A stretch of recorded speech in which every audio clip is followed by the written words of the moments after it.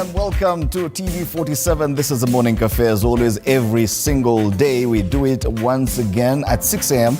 My name is Freddie Ndimuli. How hot is the coffee where you are? I'm usually standing in Ringita. It is the middle day of the week. Happy Hump Day to all of you. I'm usually standing in Ringita. You're about to have a wonderful Wednesday morning. This particular day, in ile siku tunaongelea maneno ya relationships na pia tuone how things are looking like, because it is quite temperatures are politics na temperatures are state of the nation zimeongezeka. Today we're also going to try and be a little bit selfish. We'll be focusing a lot on media freedom.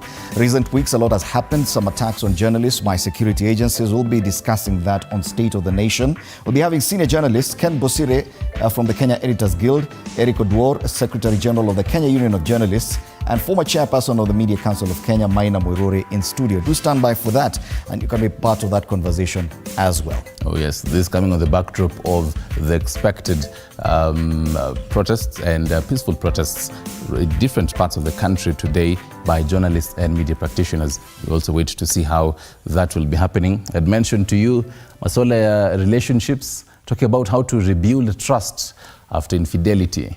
Tricky. Makosa ilifanyika, how do you regain the trust and all that? Judith Ngerechi, she's a wellness coach, as well as Dr. Julius Kimani. He is a counselor. They'll be telling us all about this. And as well, Test Wednesday coming up, maswala ya kupika kidogo. Chef Brian, stick around to know what the menu will be. Okay, let's take a look at the dailies this morning and the top headlines. Ghost towns as Ruto CS's intrigues deepen. That is what the Standard has gone with. Plus, of course, a photo of the demonstrations yesterday and a line there of military.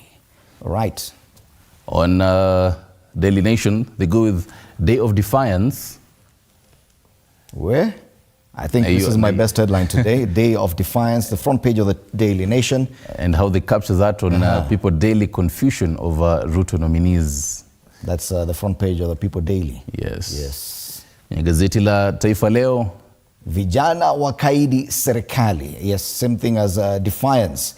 Enough is enough. Bado tuko bado. We are still enough. Kwenye gazeti la The Star, quite a long, lengthy headline, turmoil as Raila leads troops to Ruto cabinet. And there's confusion over this line of headline, Raila leading troops to Ruto cabinet, because I've seen another headline, I think it's on the People Daily. Raila's ODM now declares it doesn't want cabinet slots. So which is which? Which is which? And yesterday, as the members of the National Assembly resumed, it was quite a heated debate on that as well. We don't really know exactly what will happen, but it could be happening today. We'll be getting to know more about that. Matters Business. Experts in Kenya wire out record 87 billion shillings. Wow. Yo pesa inaenda tu kwingine. Yeah. This expatriates when you kopa Kenya. Yes. Pesa inaenda kwingine.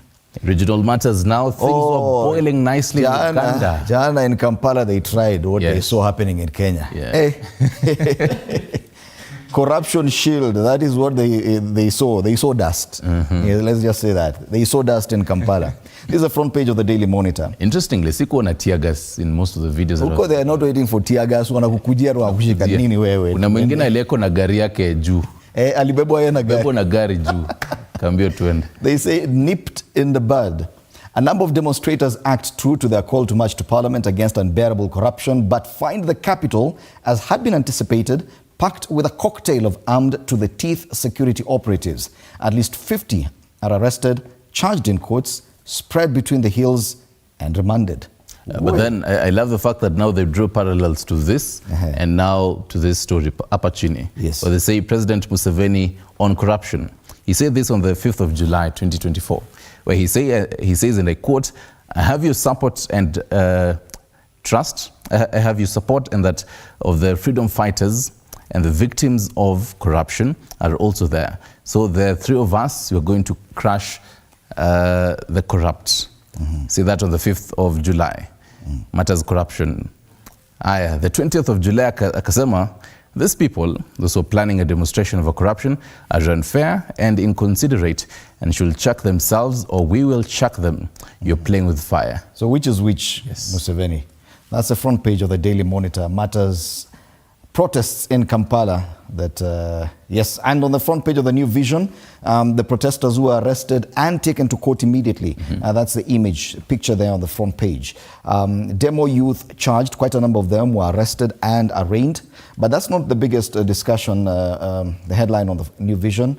They talk about the ministry to recruit 6,000 more teachers, matters education as always, making it big news in Uganda. Kuipea kipaumbele tu pale. Let's head into Tanzania and see what Samia na suluhu zake zaendeleaje. Kwenye gazeti la Mwananchi, Samia tikisa kila wizara. Mabadiliko ya kila mara yaziguza wizara zote, huku yakizua mjadala wa wachambuzi wa siasa na utawala. Aweso pekee hajaguswa, Mwigulu, Gwajima waguswa namna. In case you're wondering what this has to do, this is a whole cabinet reshuffle in Tanzania. As if that whole wave is going from Tanzania inateremka chini. Two things happening in Kenya. One, the process of reconstituting the cabinet. That wave has gone the Tanzanian way. The other one of protests appears to have gone the Ugandan way. So they're aping everything we are doing. This is a bad influence. But they pick whatever they decide to pick. Yes, we are very bad influence. Finally, on the Citizen,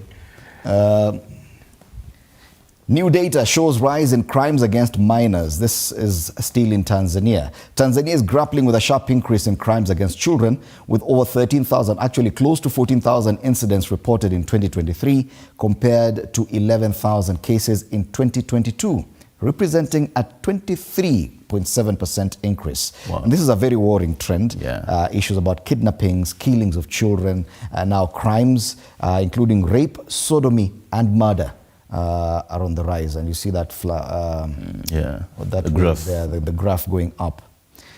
So yes, something else that would be interesting. HIV vaccine flops in trials. That's a story on page 3 of The Citizen, and could be of interest across the region. Oh yes. Those are the headlines across the region this morning. We'll be coming back to take a look at the Kenyan ones in a short while. But let's come back to Nairobi and take a look at the traffic situation. Yesterday we saw at this time of day, it was green all the way. Hakuna mtu alikuwa anaenda mahali. It is looking more or less the same today. Areas like Pangani, the usual pressure points. Nothing to report. Nothing really. Nothing really. Not that we expect anything. But Thika Road is looking good, and Kiambu Road, that bottleneck at Pangani, still not problematic at this time of day. We do expect that to change in a few minutes' time. A yellow patch has started building up, so maybe. Pole. At least on Jogoo Road, this is normal traffic in the morning. We expect this area around Makadara, Mbotela.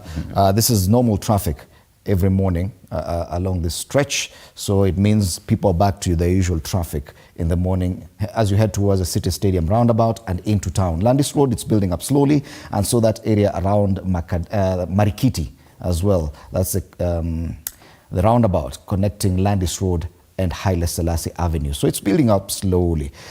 Moving to the southern part of the city, and we'll take a look at Mombasa Road. Jana Mombasa Road, it had started building up as early as right now. People had promised to actually tembelea the airport. Nothing much happened. Seems to have changed. Everything is green all the way past Imaradaima, Next Gen Mall, all the way past Capital Center and into town. It's looking good. Langata Road too is looking good. Past Uhuru Gardens, all the way to the Nyayo Stadium roundabout. Areas around Junction Mall, Adams Arcade, that's Ngong Road, all the way to the City Mortuary roundabout, looking good as well. Nothing to report, as well as Waiyaki Way into town. It's looking good.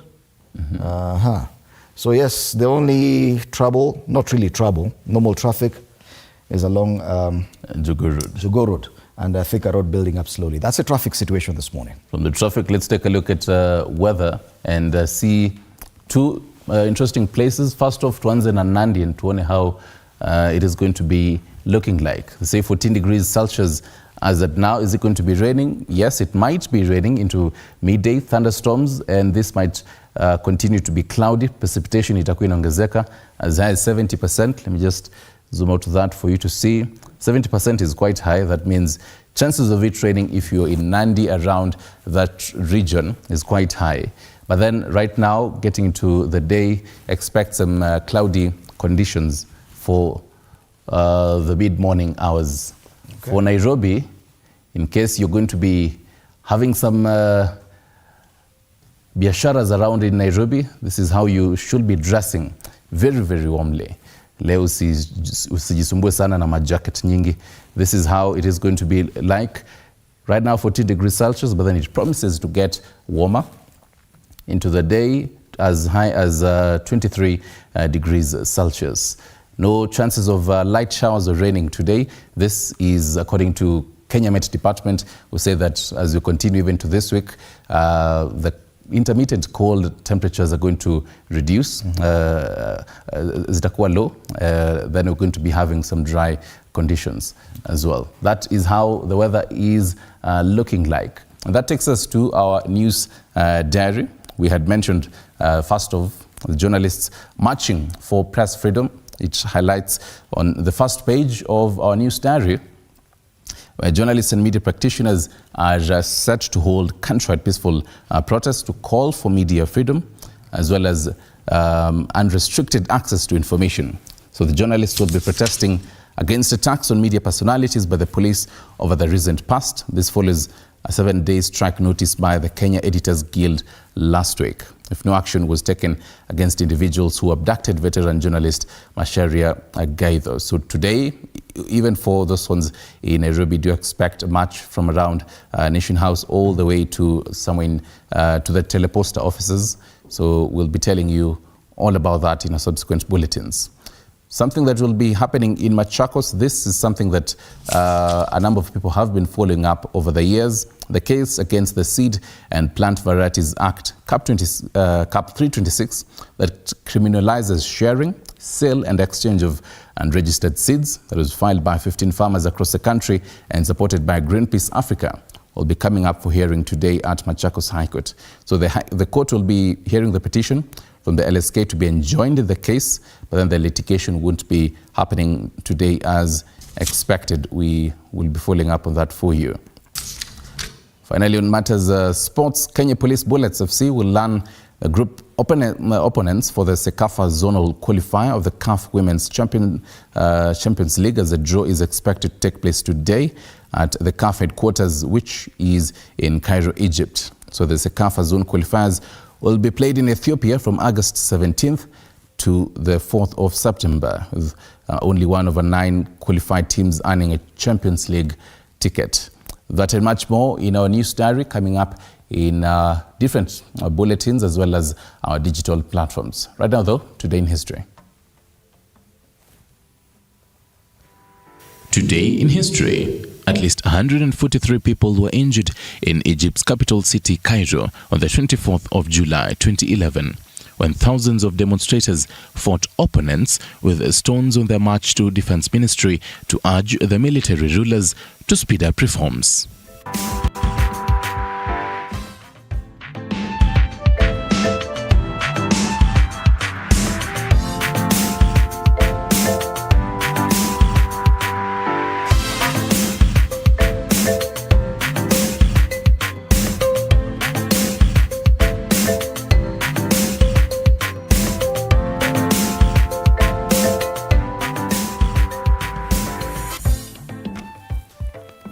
A lot of focus on the demonstrations yesterday on the front pages of the dailies, and I have in my hands the Standard newspaper. The headline on the front page reads, Ghost Towns as Ruto CS's intrigues deepen. This is 2 stories in one. Twists and turns. The military stepped in to stop protesters from marching to the Jomo Kenyatta International Airport as Nairobi and Migori bore the brunt of yesterday's protests by Gen Z.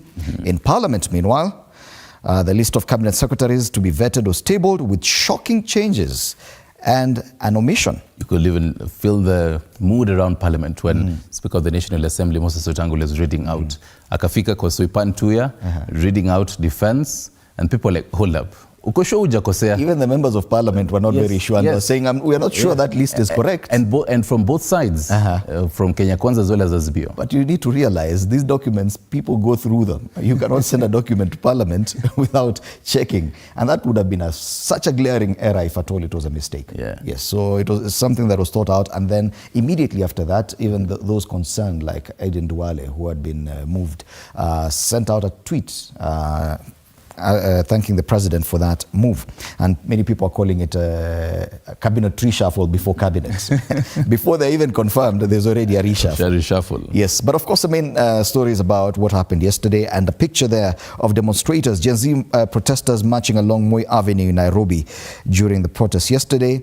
And also another photo inset, KDF soldiers patrolling Pipeline Estate in Nairobi to help in quelling the riots, and you can see them in one file. I like the way the KDF work.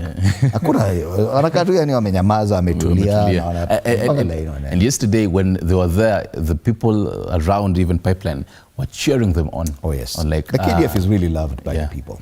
The other guys, anyway, the other guys, you know, our marafiki zetu wengine ni mambo tofauti. Other stories given prominence on the front page. Today the Standard doesn't have the usual highlight strip at the top. It's just another piece of story. Acid test for Raila in ODM over goodies. And this is another confusion because people still do not know ODM wameamuaje. Are they getting into cabinet or not? And you will see as we look at the other dailies today that there's a lot of confusion over exactly how this will pan out. Opposition leader is facing serious rebellion, both in his party and coalition, since the president invited leaders for government talks. He has tried to dissociate himself to no success. Yesterday, still in parliament, some of the ODM members were saying they are really waiting to join cabinet. And they told off the Secretary General, who had written a statement saying that they were not interested. And they're saying, chama ijaamua hivyo, si tunaingia cabinet. Puzzle of two envoys serving one embassy. That story is on page 10. And I'm there, according to a diplomatic source, they say in most cases, the political appointees tend to have better access to political power. The temptation to flaunt this is usually high, leading to conflict. So Which country is this?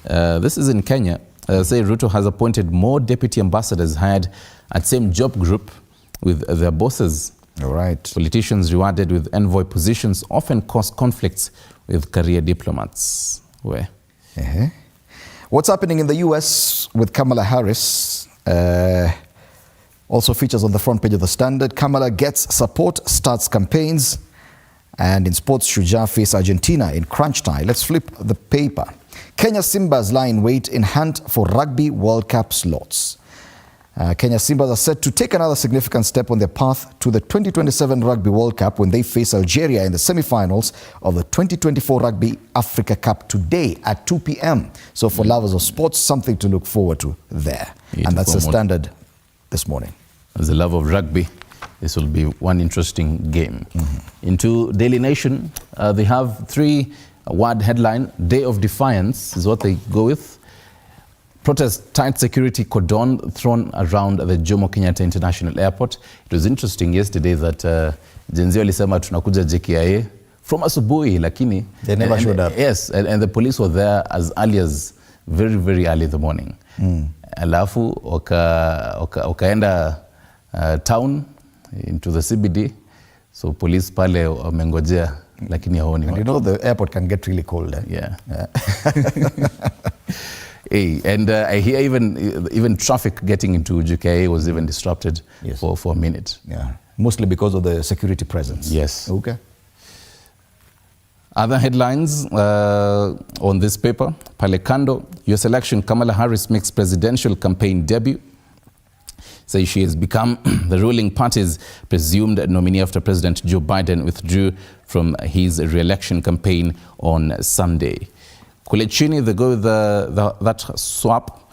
Questions as Duale Soipan swap places a new cabinet list. And interestingly, Rebecca Mieno, who was nominated Attorney General, but then the name was not in the list that was sent to the House. So this also raises quite a number of questions. I think even on this whole build-up, we might be seeing maybe status wakisema we might be addressing. Yes, they need to give us that clarification. What happened to the nominee for Attorney General? Yeah. Yes. They say President William Ruto surprised the nation yesterday when he tapped Soipan Tuye for the defense docket, swapping her with Aden Duale, who moved to environment, climate change and forestry, and the latest changes to the proposed cabinet list. They did this in a note to the National Assembly seeking parliamentary approval for the first 11 nominees he named last week. On the back page, They also go with that. They're actually just having different coverage of the same. Why Duale has dropped from the defense docket and from shacking politics to thriving in its murky underbelly. Soipan Tuya rises. That is on the back page of Daily Nation. And that, in a nutshell, is there on People Daily now. Confusion over Ruto nominees, it's the same story. Issues to do with the cabinet. In dramatic turn, President demotes Duale. Okay, yes. I think they've used the word. People are saying cabinet positions are the same, but you know, as CS for Defense, you actually sit in the National Security Council. So it is a prestigious position. So in dramatic turn, President demotes Duale to Environment as his AG Pick Miano's name misses on list of those to be vetted by House. The story is on page 4 of this paper. But I think People Daily really caught the angle of this. Yeah, very well. Many people are avoiding to say, yes, it is a demotion, according to the People Daily. The People Daily also goes with the number of officers who were deployed to counter the protests. 3,500. That's the number of officers who were on the streets yesterday, deployed to battle brave Gen Zs who still managed to get onto the streets. 3,500. You might actually find even the protesters were less than that. On the top strip of the People Daily, Raila's ODM now declares it does not want cabinet slots. Have they really declared that? There's still confusion over that. There was a statement released by the Secretary General, but other members, including the chairman of the party, say different. And why Kenya's population is a ticking time bomb, that's another story on the People Daily today. All right, let's move to the Star. On the Star, turmoil as Raila leads troops to Ruto cabinet, the same conversation the confusion there was on the top. Former Prime Minister said to be handed powerful treasury slot, interesting, among other CS appointments, was on pages 4 and 5. Pale chini they have 2 photos that might be just contrasting these 2 photos. Business paralyzed as Nairobi remains demos epicenter. Ya kwanza wako na ile Ruto must go. Hapo chini, Ruto tuko nyuma yako. Yes. Okay. And there are quite a number of Boda Boda guys strolling around Nairobi CBD. But then now the Boda Boda operators in Nairobi, when they were asked, they were saying, sisi hao majamaa tuwajui. Hatujaiwaona huku bana. Wakakuja wakaiba simu. On the right scroll, tightening belts. MPs protect cuts on guards pay and mileage allowance. Conversation that other papers haven't gone with. They say MPs have protested the proposed reduction of their budget by 3.7 billion. They said the budget cuts will affect key operations of the August House. Mileage allowances, payment of bodyguards, and funds for running offices have been affected. Pale chini, conversation that all other dailies really have gone with, majority of the dailies really. Cabinet shocker for Duale as Miano missing from the list. Kenya Airways is back on the front pages. The Star jana ilikuwa imeanika yote hapo. Sema Kenya Airways not facing EU ban, state addressing safety concerns. They're saying this is a correct report. Yeah. Ile ingine haikuwa, but it was still on the same daily yesterday. All right, let's take a look at Taifa Leo. Vijana wakaidi serikali. Shughuli nyingi za kiuchumi zimelemazwa maeneo mbalimbali, hasa usafiri jijini Nairobi kwa hofu ya vurugu. Makabiliano yalizuka baada ya kundi lililodai kumtetea Ruto kujitokeza kuandamana pia. Na pale pia kuna picha nyingine pale mambo yalivyokuwa kule Karatina, Nyeri County. Nyeri, yeah. Kule kulikuwa na maandamano. Ndio wakang'oa ile bao ya Karatina Police Station, wakaichoma. Wamekuja sana. Vidokezo zaidi, ODM ya kataa minofu ya waziri. Je, wamekataa ama bado tunangoja kuona wengine wao wakiingia katika baraza la mawaziri? Gen Z wa Uganda wazidiwa, iko kwenye ukurasa wa mbele wa Taifa Leo. Waliambiwa hapa sio Kenya. Don't try this here. Na walivyokufa Shakahola, habari ambayo wengi pengine wameisahau. Pale juu kwenye ukurasa wa mbele wa Taifa Leo, masuala ya sporti, De Bruyne kubakia Man City, na masuala ya wizara na baraza la mawaziri. Soipan apata ulinzi, Duale mazingira. Hilo ni gazeti la Taifa Leo. I've seen the Shakahola story and reminded me, should have been on the diary. Today, remember the whole quarry bodies that were retrieved there? Today we're going to be seeing autopsy being done at City Mortuary. So we will be also following up on that as well. So stick around for that. Finally, matters business. Experts in Kenya wire out record 87 billion shillings. They say, this is according to CBK data, expatriates living and working in Kenya sent a record 86.9 billion back to their home countries in the year ended December 2023. This is according to data underlining improving fortunes for foreigners in the country. The other big headline on the front page of the People Daily, NCBA overtakes KCB equity in high-value accounts. And they also give, have an image there on the front page of the demonstrations yesterday. Youth protests hurt Nairobi businesses. A quick look at other highlights. KPC raises fuel transport and storage charges. Elsewhere, Balubai increases Williamson tea stake. And finally, Kwale Titanium's revenue dips 42% on lower exports. That's as far as matters business on the front page of the Business Daily. Right, and that is as much as the local dailies and the headlines. Will definitely be taking a look at what is happening in the state of the nation, but particularly today, as you said, focusing on the media freedom, and taking a look at Article 33, Article 34 zinasema nini, and even other articles in the Constitution. And I tell you, Gen Z siku hizo wamesoma Constitution kweli kweli. And that's a cartoon on the Standard today, focusing on media freedom. Yes. I love this. Ni kama nani alijua hii mic kidogo ende kufanana ya TV47. Hiyo ni ya TV47. The red mic. Tunajua ni ya TV47. Tunajua ni yetu. Hata wasipoandika tunajua ni ya TV47. The fastest growing TV station. Oh yes. Yes. So hii ni ile inaitwaje ile board ile ukienda DCI unapigwa picha ile mugshot. Yes. So free media, that's a name. So media under siege here. Resident Republic of Kenya offense informing accurately and objectively. And this case was reported on the 23rd of July 2024. The focus on this cartoon, yes, and you can see the police there focusing their weapons and brutality towards the media. Ni kama alikuwa anaendelea na live link. Ameshikilia microphone ya TV. I think jina ya TV47 ni kwa hapo nyuma, hapo kando. Yes. So this will be our main focus on our discussion today. Do stand by for that. Let's take a look at the other cartoons. This one is on Paris, here we come, the countdown to Paris Olympics. This is the Daily Nation. Yes. The Daily Nation focuses on the team to Paris. So the plane, that's a KQ plane, branded Team Kenya. Paris, here we come. This is a Standard. Oh, this is a Standard. The other one was the Daily Nation. Yeah. Aha. Paris 2024 Olympics begins on Friday. So, ubone hizo uniform pia, the new attire. It keeps changing. Yes. Not what we saw at State House the other day. Kuna ingine very brand new. Okay. Utapenda. That's a cartoon on the Standard this morning. Tuone The Star. What the Star. Ozone has for us today. Ile amekuja kiasi. Ile first 11 kidogo amebadilisha. That substitution move to defense. Akaambiwa change haraka. Coach. Alafu ametoa jazi. Akaambiwa haya shika ule sasa. The Star. Wacha nisiseme zaidi. Hiyo ni Ozone. Finally, on the People Daily, the cartoon. First half cabinet reshuffle, yes. And I said it, this is a reshuffle before the cabinet is even approved. There's so many changes. One, the AG is nominee is not even on the list. Then you swap.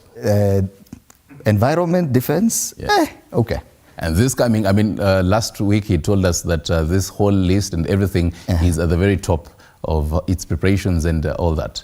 So this really speaks volumes. Kama maybe leo makesho, we might be seeing even other things. And then placement of that jiko on a checkers board. He's fanning it. Yes. Ile moto iko pale.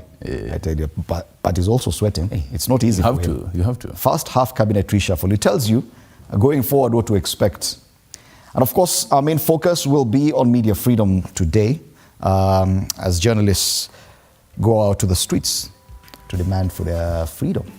Yes, and to protest the harassment by security agencies. Ken Bosire from the Kenya Editors Guild will be in studio for this conversation alongside Eric Odwor, who is the Secretary General, Kenya Union of Journalists, and Maina Moirore, former Chairperson, Media Council of Kenya.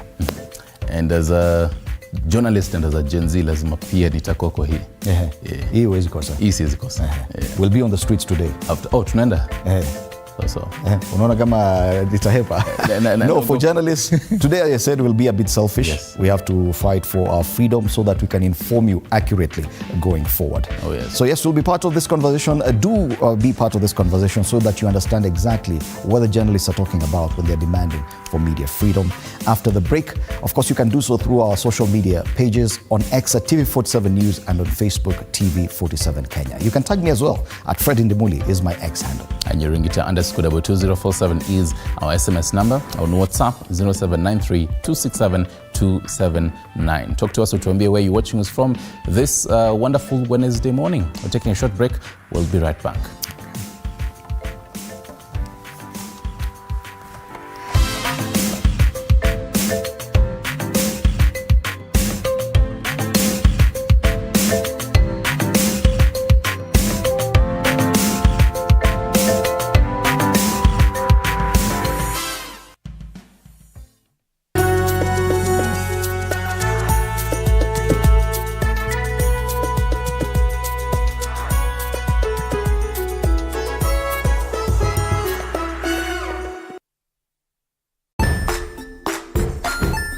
Hey there friends, welcome to Kids on the Block, where fun and imagination come alive. We dive into magical world filled with exciting adventures and awesome friends. What position were you in? I was number 2. What position were you? Number 1. He decided to cross the bridge by his house and look for food on the other side. We're going to do half cup of chocolate chips, and the other one, we're going to do half cup of the blueberries. So, grab your imagination hats and get ready to explore with us. Join us every Saturday at 9 a.m. for new friends, amazing stories, and tons of laughter.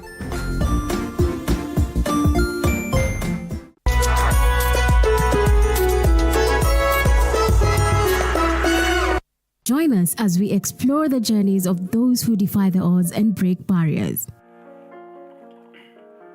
We dive deep into the stories of triumph. Sometimes when parenting a child with a special need or whatever disability, family life becomes a bit complicated and you may end up raising the child on your own. Here, we inspire. I have a farm which one we showcase with other dyslexic youths and autism how to farm. Motivate. It's never easy, but what we do, the best thing is to work with another parent who has an elder child than yours. And break through the barriers one story at a time.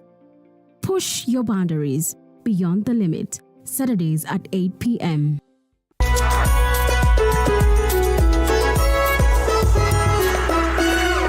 The Grind, where business meets brilliance. It's not just about the ideas. I was working as a shampoo boy. I used to wash clients' hair on the sink. It's about making them happen. From big wins. In primary school, when we would be asked what people want to be, I was categorical that I want to be a nurse. To hard lessons. The consoles change, the gaming equipment keep changing. We cover it all. Tune in to The Grind, where every episode is packed with insights. The person who is serving customers, always be a customer-centric. Strategies. When you pay attention to detail, you get luxury items. And stories to fuel your ambition. Don't just dream it, grind it. Mondays at 7:30 p.m.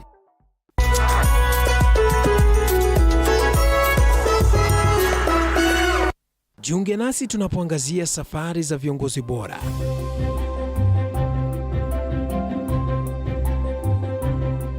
Kutoka kwa ushindi mkubwa hadi masomo magumu. Wakati wetu kwamba wasichana si wa kusoma, ni wa kuolewa, ng'ombe ipatikane, wazazi wakuwa watajiri. Tunashughulikia yote. I wish I were a better investor. My parents taught me how to look for things for myself.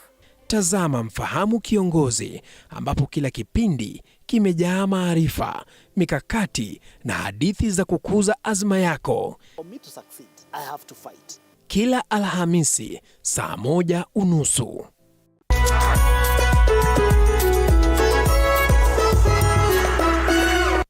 Welcome to The Realtor, where we take you on an exciting journey from bare land to dream home. Step 1. Finding the perfect plot. We explore location, size, and potential.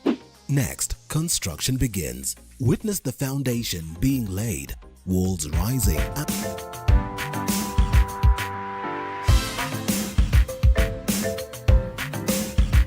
Right, welcome back. You're still watching a Morning Cafe on TV 47 with me, Fred and Muli. Time for us to take a look at the biggest discussion today. Today, as I said, we are being a bit selfish as a media, focusing a bit more on media freedom as a critical part of this society. And for this conversation, I'm privileged to have senior members of the profession. Next to me is a senior editor and member of the Kenya Editors Guild, Ken Busire. It's good to have you in studio. Karibu sana. Thank you for having me. We also have the Secretary General of the Kenya Union of Journalists, Eric Odwor, with us this morning. Karibu sana, Eric. Thank you, Fred. We expect Maina Mwirori, former chairperson, Media Council of Kenya, to be joining us. Before we start the conversation, let me take a look at Article 34 of the Constitution, specifically on freedom of media. And it says, freedom and independence of electronic, print, and all other types of media is guaranteed, but does not extend to any expression specified in Article 33(2). Secondly, the state shall not exercise control over or interfere with any person engaged in broadcasting, the production or circulation of any publication or the dissemination of information by any medium, or penalize any person for any opinion or view or the content of any broadcast, publication or dissemination. And let's start from there. Gentlemen, we've seen over the recent past incidences where the media has been caught in between, and there's so many accusations coming from both the security agencies and the government, and even from members of the public, and media is caught in between. Is this something that is anticipated? Because tumeambiwa hata sisi tutasalamiwa. Bwana Busire. Yes, thanks so much, and thanks for having us. This for us is a very important day, because in a very unprecedented way, we too find ourselves in a position where we are fighting for this space, a space that is hallowed, very sacred place, because we hold a position where both the audience and everybody else looks up to us. We are the people who mirror everything. We are the ventilator. We play a mediated role in our positions. But when you find your mediated role is being squeezed from both sides, that's why today, like I said, it's an important day for us to say we have a critical role to play, and we not part of the conflict that happens. So we have to be given our space. So there's no point, there's no time. Every time we speak as media, we do not take sides. So as a result, there are people on both ends who will feel aggrieved at any one time. Really, that's our role, and we are trained to do it, and we will do it without fear or favor. And the role of the media in any society is to ensure that the society functions, because that creates the conversation, creates the space for both parties to engage. That's why we are called the fourth estate. And that we're finding ourselves in a position where the democracy is redefining and being defined, because we probably have spaces on either side that have not accepted that democracy is about conversations. There will always be adversarial positions. And the thing is, you listen and hear. That if we close that pipeline on either side, then we don't have a society. And the bigger picture is that the democracy suffers. Like they say, democracy dies in darkness. And because we keep shining light on either side, there will be very uncomfortable figures. People who have never quite admitted that they need to be spotlighted and held accountable and transparent for whatever actions, either because of their own socialization, their own mindsets, and selfish interests. Okay. Right. So it's more or less, Eric, an occupational hazard that from time to time we'll find ourselves on the receiving end from either side, the public or the administration. Yeah, actually right now is a double tragedy, because you'll find the media in between the government and even the protesters. And both sides actually nowadays are attacking the media. There are some cases where journalists have been attacked by the protesters. Then there are cases where journalists also been targeted by police officers and law enforcement agencies. So, and in this case, the person who suffers most is members of the public, because like Bosiria said, that democracy dies in darkness. In the event that we have got all what is going on, for example, the protests that are going on right now, and you don't have the media there, then a lot of things are likely to happen there that the public may not know. And whatever happens there, of course, will not be in the best interest of the public. You'll see there are so many people who will be killed, there are so many people who will be injured, there are so many people who will suffer in the hands of police, rogue police officers. So it's in the best interest of the public that whenever we are having this protest, please provide safe corridors for journalists to operate, because if the journalists are not there, a lot of things are likely to happen. And yesterday, of course, so many things happened in this country. The media did not go full on covering the protests. There were no live coverage, as even the media that did that was done partially. And I've heard so many people complaining that, oh, where were journalists, why was the media not giving the coverage? Because people have seen the impact that the media actually have when they are giving the coverage. So we usually say that journalism is a public good service, and therefore it is important that we allow journalists to work. And that's why we've said that let us come out and speak about all these things, because journalists tell other people's stories. Yeah. We tell people the stories of teachers, who tell stories of doctors who've just had strikes. We tell stories of civilians, people suffering in industrial area.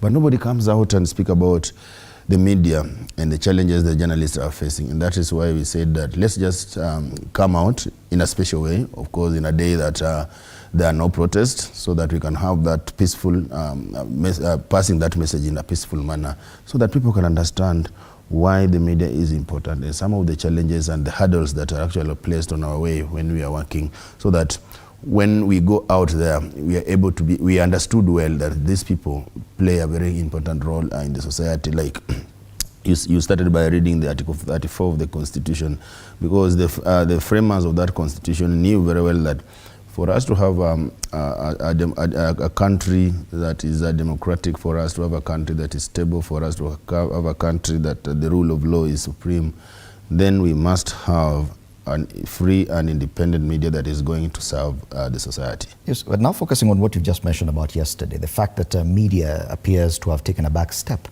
There are risks involved when the media decides not to do their job as they should.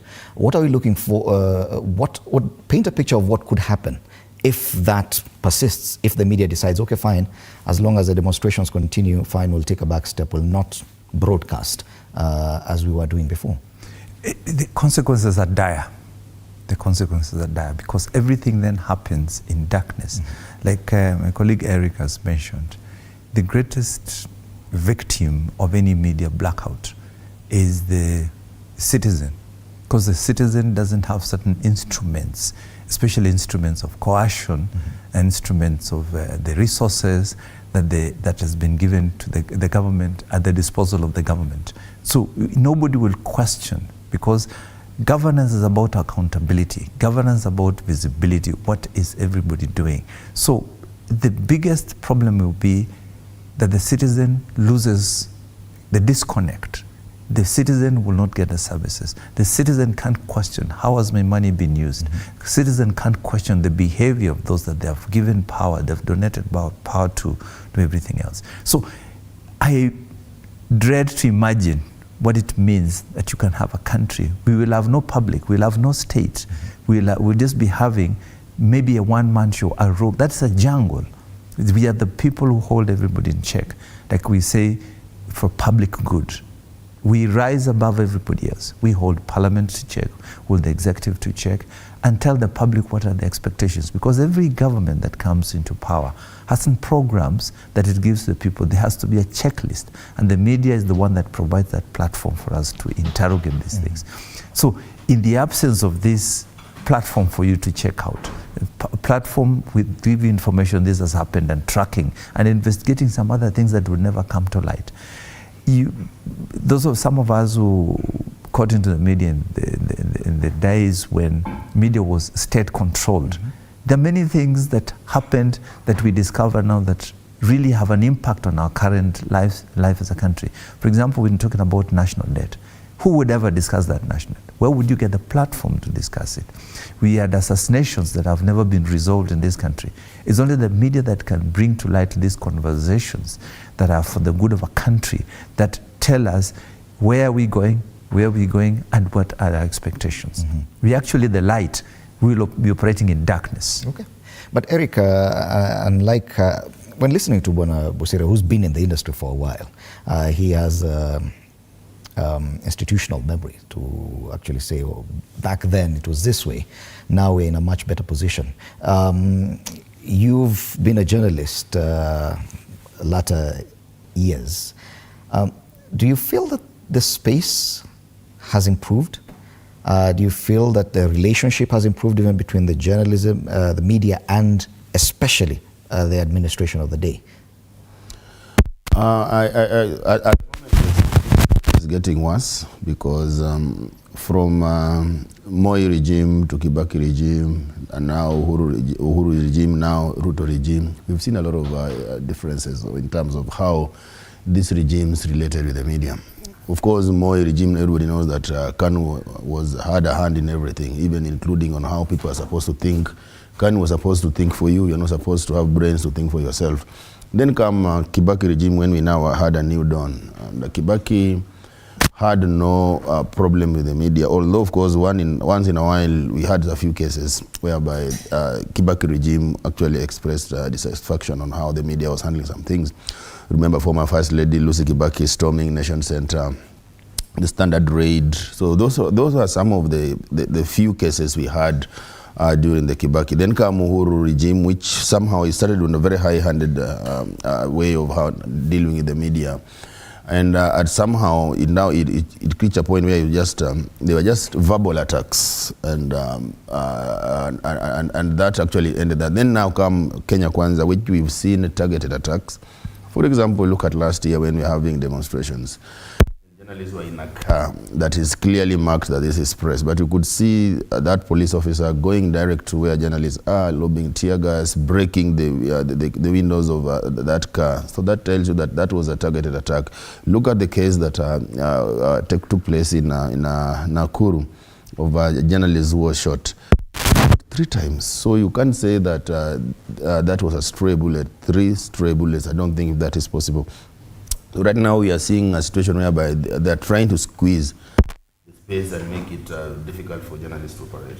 And but we are not surprised because the Kenya Kwanza said that from the beginning, that their relationship with the media is going to be good, because they believe that the media was part of the conspiracy to deny Kenya Kwanza electoral victory. So we are not surprised. This is something that we expected that is going to happen, and what we've said that we are not going to just sit and watch it happen, but we are going to the reason why today we also have that protest, just to tell the government that yes, you don't like us, and that is how it's supposed to be. The relationship between the government and the media is supposed to be adversarial. We are not supposed to be seen to be working very closely with the government, but we are supposed to hold the government to account. Allow me to introduce Maina Moiruri, former chairman, Media Council of Kenya. Karibu sana, Bwana Moiruri. Asante sana for making it to TV47. As we talk about media freedom, so many things come to light, but what many people are talking about is the physical attacks on the media, gunshots, abductions, and even what happened to a senior editor, Macharia Gaidho. He said that was not a case of mistaken identity. This was something that had been planned and was intentional.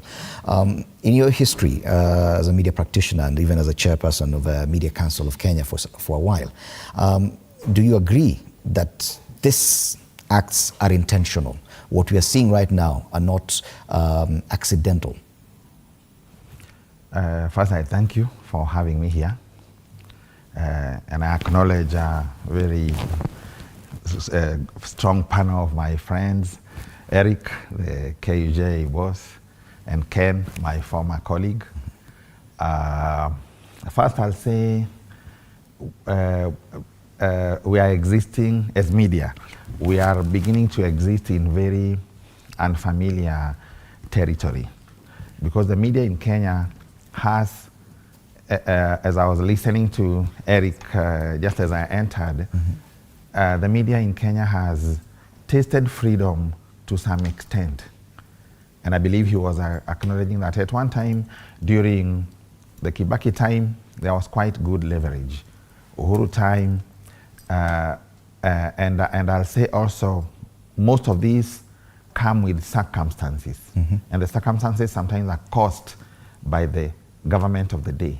And when the government of the day seems to be suppressing the media a lot, it's when it itself is experiencing pressure. That pressure is not caused by media.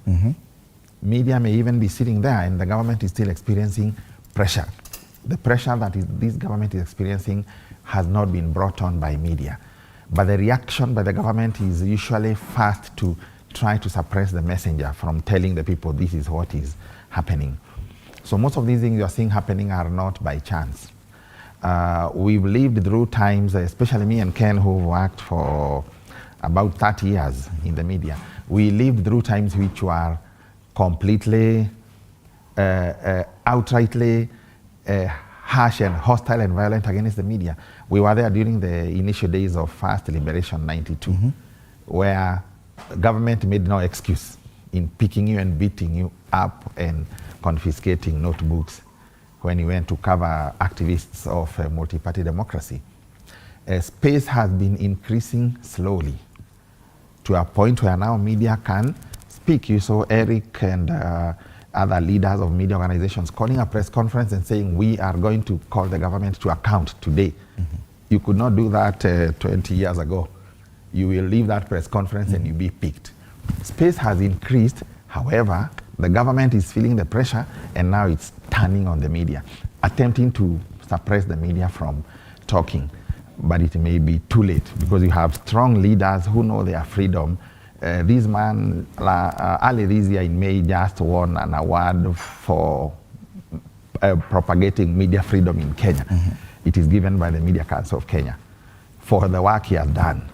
And media organizations now are focused. They know their work.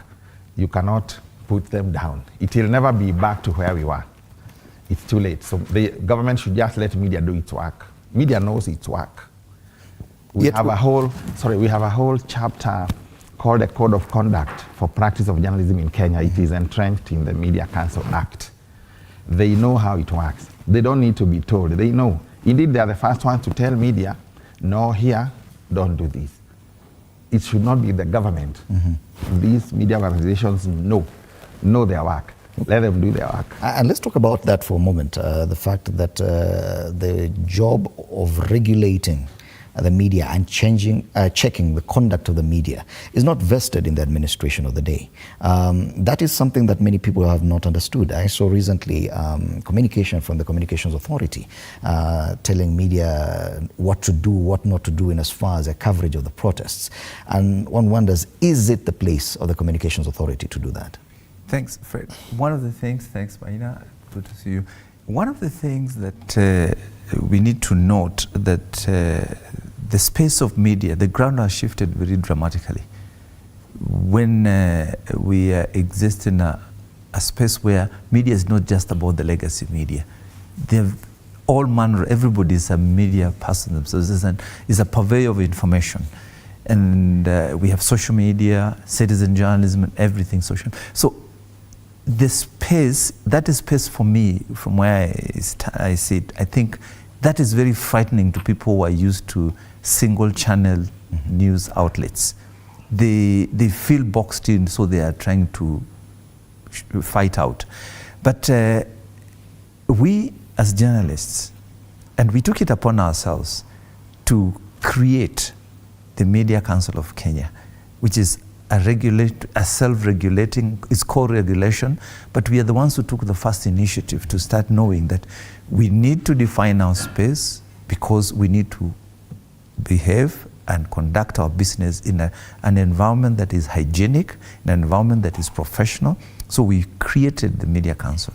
We have a self-regulating mechanism, not just at the national level, but even internally. We have policies where we interrogate our business, because we are all very, very important people who understand what it means. The professional ethics, we are trained.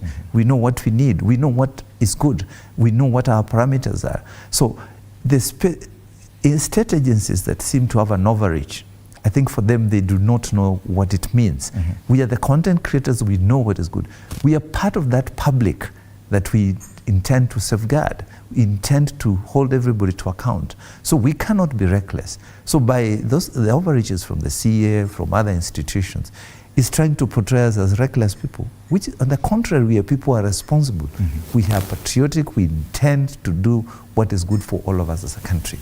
So we want to see ourselves, we call ourselves to order. Within the Media Council itself, we have what we call the Complaints Commission, which is a quasi-institutional thing that we have created to look at our own selves. Each time we are holding a mirror to ourselves and saying, have we done well? We do peer reviews, like when Eric won that award. It's because we ourselves had reviewed and said, he has done well for our profession and advancing the interests of our profession. So we are constantly checking ourselves, looking at the media trends and aligning to ourselves the best practices that we can. Okay. And it would appear that this is a recognition that even within the practice itself, there are people who may go against what is expected. How often does this happen? And probably this is what never gets to the public. That even as the profession self-regulates through the Media Council, that yes, there are instances where members of the professional journalists actually do things that are not expected of them, and that action is taken against them. There are two things that we usually do to ensure that journalists, those who actually deviate from the code of conduct or who operate in a manner that is not professional, actually are also called to account for what they do. So number one, yes, we have the Media Council of Kenya that actually is supposed to look at how journalists are doing their work and also review the journalists' work and, of course, take action if there is need for action. Then we have got a peer review mechanism that we also use just to see how we can help colleagues and also probably to critique the work of what journalists are doing. So those two mechanisms are usually used by the media just to ensure that in the event that, of course, as human beings, sometimes you'll make a mistake or you'll error.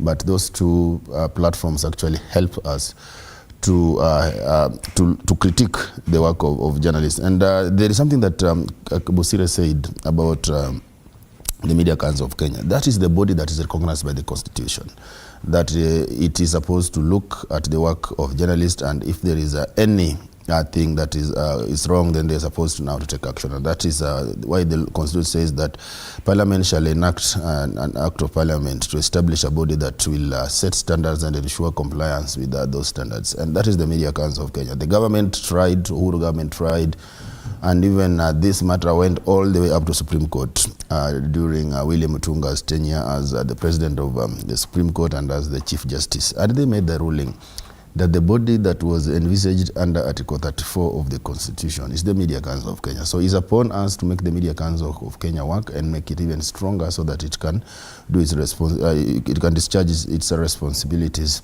The Constitution prohibits the government from having direct control. CA is a government body, and therefore CA cannot purport to take action against it, because that is against the Constitution.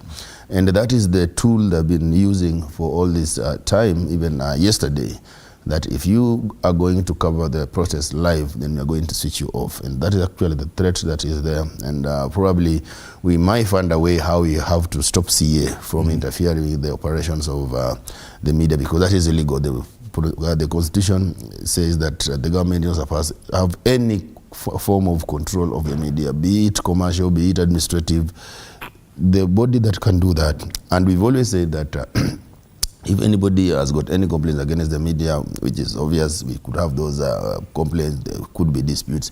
There's the Media Council of Kenya. Go there and register your complaints, and you'll be given an opportunity to be heard, and your matter will be adjudicated. Yet the Communications Authority mandate includes licensing.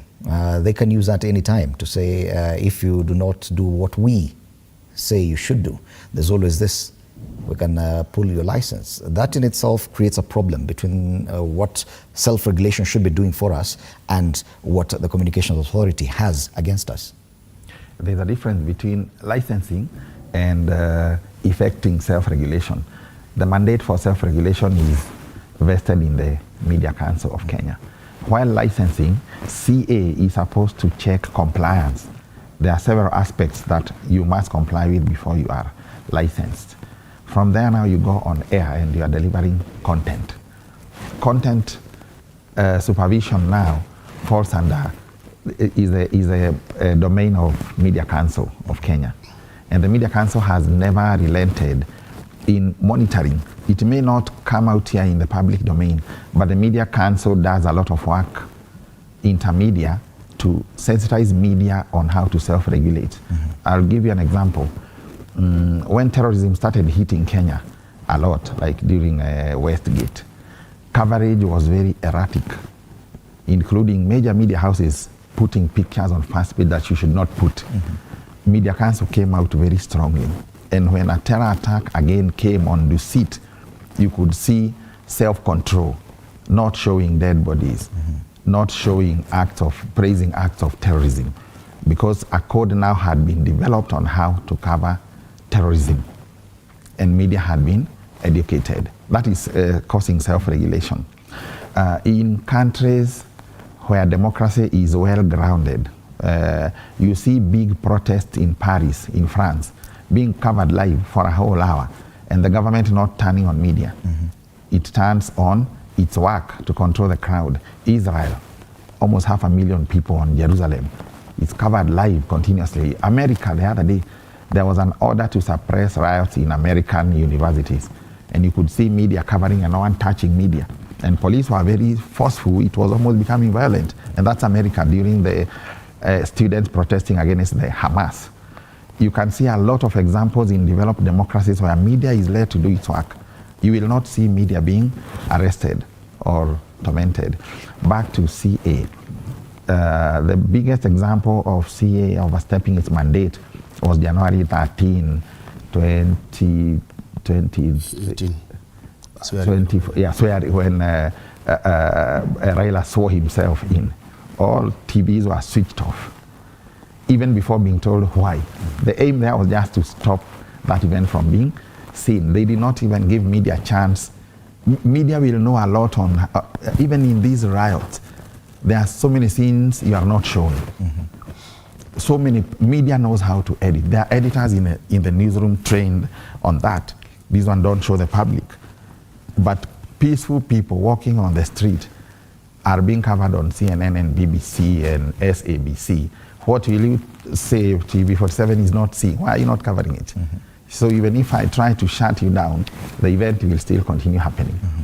If they let media do it, so Kenyan media is at a level where we are rated now among the top in Africa. And it's not irresponsible. The way these riots have been covered is not irresponsible. Media has been delivering its work. And behind the scenes, adhering a lot to the code of conduct. Otherwise, you would have had the media body saying, no, you are overstepping. And actually, many sorry. Okay. Actually, looking at what CA is supposed to be doing, and actually CA has failed because it is concentrating in an area which is not supposed to. And like you say that they give licenses and therefore they are supposed to see how these licenses are used. And this is supposed to be strictly to ensure that if, for example, we've had issues in this country where we have churches that have got licenses for television and even radio, it is them to find out that these licenses are not used in a manner that is probably defrauding the members of the public. We've had such cases where like Shakahola and the rest, whereby we've got these television stations being used to hoodwink Kenya. You know, that is now where CA is supposed to come in, that you gave you these licenses to preach, but we did not give you this license to run a lottery. See, those kind of the things that a CA is supposed to be not looking at the content. The content that is aired by these television stations, actually that is supposed to be regulated by the Media Council. But the CA is supposed to see, we gave you this license, for example, to operate in Nairobi, but we see you operating in Mombasa. Those are the kind of the things that the CA is supposed to be looking to ensure that if you are given a license, you are using that license for the purpose that you applied. Saying that even the Communications Authority, if they have a complaint, they should go through the Media Council. Exactly, because the law says that we establish a Media Complaints Commission. If you look at some of the demands we put it together to ensure that the Media Complaints Commission is fully functional. At the moment it's not.